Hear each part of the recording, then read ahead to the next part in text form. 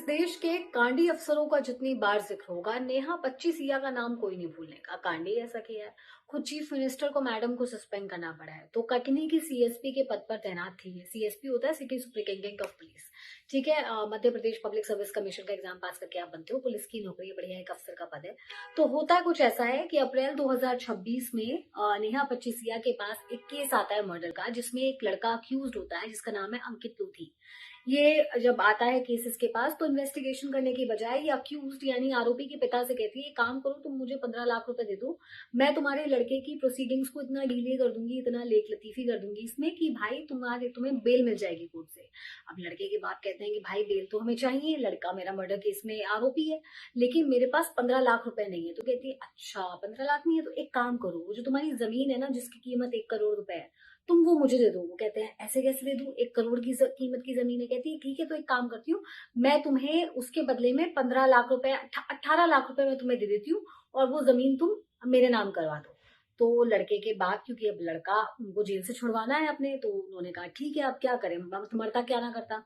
तो उन्होंने क्या करा, अपनी 1 करोड़ की कीमत वाली जमीन नेहा 25 के एक एड यानी कि उसका किसी जान पहचान वाले बंदे के नाम पर कर दी। ठीक है, और उस बंदे ने उस लड़के के बाप को 18 लाख रुपए दे दिए कैश। अब उनका लड़का, अब क्या हुआ, अब नेहा 25 अपने लेकिन वादे पे अड़े रही। उसने इतनी डेले कर दी चार्जशीट में, इतनी लेख लतीफी कर दी कि कोर्ट को अंत में उस अक्यूज्ड आरोपी अंकित लोधी को बेल देनी पड़ गई।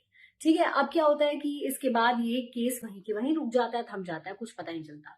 लेकिन क्योंकि रिश्वतखोर है, रिश्वत देना आदत है, तो इसने किसी और से भी रिश्वत ली, लेकिन वो आदमी ने इसकी शिकायत कर दी।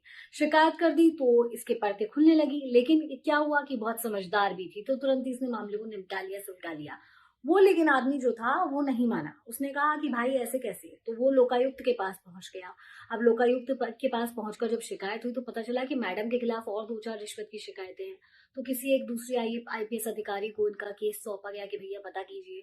तो पता चलता है कि मैम एक सिलसिलेवार जो है रिश्वतखोर अफसर है, और ऐसी वैसी अफसर नहीं है, ये हमेशा से ही रिश्वत लेती आई है। ठीक है, अभी सर्विस को बहुत ज्यादा वक्त भी नहीं हुआ, पहले ये एयर होस्टेस के तौर पर काम किया करती थी, लेकिन फिर इसने Madhya Pradesh public service commission का एग्जाम निकाला और ये ऑफिसर बन गई। खैर, इसको इसके सारे कांड खुलने के बाद एमपी के चीफ मिनिस्टर ने खुद इसे सस्पेंड कर दिया है, इसको ऑफिस सीज कर दिया गया, और उसके साथ इसका साथ देने वाले 6 और पुलिस ऑफिसर्स को भी सस्पेंड किया जा चुका है। What do you think about it?